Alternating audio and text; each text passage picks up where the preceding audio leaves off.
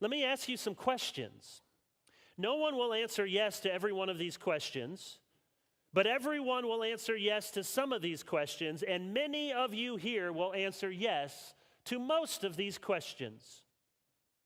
Do you have plenty of clothes to wear? Is your house warm in the winter, cool in the summer? Do you eat to your heart's content? Will your concern over the next month be eating too much or eating too little? Can you read and write?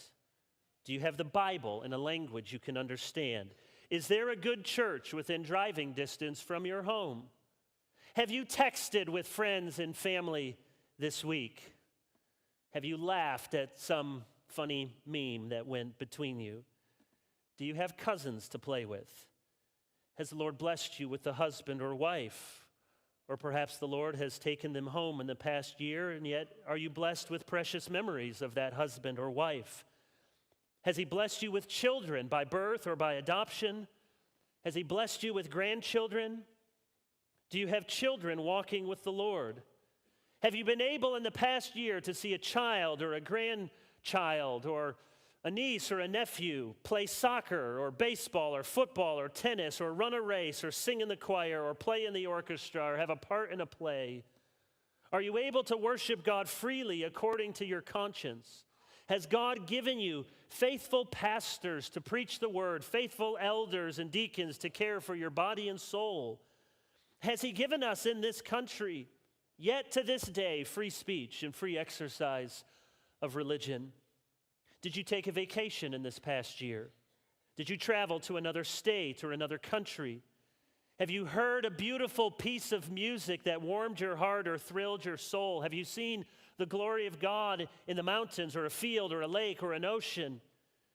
Do you have clean water to drink? Do you have indoor plumbing? Do you have a TV, internet, a cell phone? Do you own a car? Have you flown safely on a plane in the past year? Did you walk to your pew this morning, or if you cannot walk, did you have some kind person to help you to your seat? Do you ever look out your window and see squirrels or birds or deer, or at our house, cats and chickens? Have you been blessed with Christian parents, Christian grandparents? Have you heard the gospel? Do you know Jesus? Do you know how to be saved? I often think of Psalm 16:6, and I hope you'll think of this verse in a new way after this sermon and the ones to follow. Psalm 16:6, the lines have fallen for me in pleasant places. Indeed, I have a beautiful inheritance. That was the psalm that God's people were to sing as the natural overflow of their heart, to look in whatever had been given them by lot, by God's own apportionment. That Paul says in Acts 17 that God assigns to each people their place in which they are to dwell, that they would look around and with a smile and satisfaction say, my, oh my, surely the lines have fallen for me in pleasant places.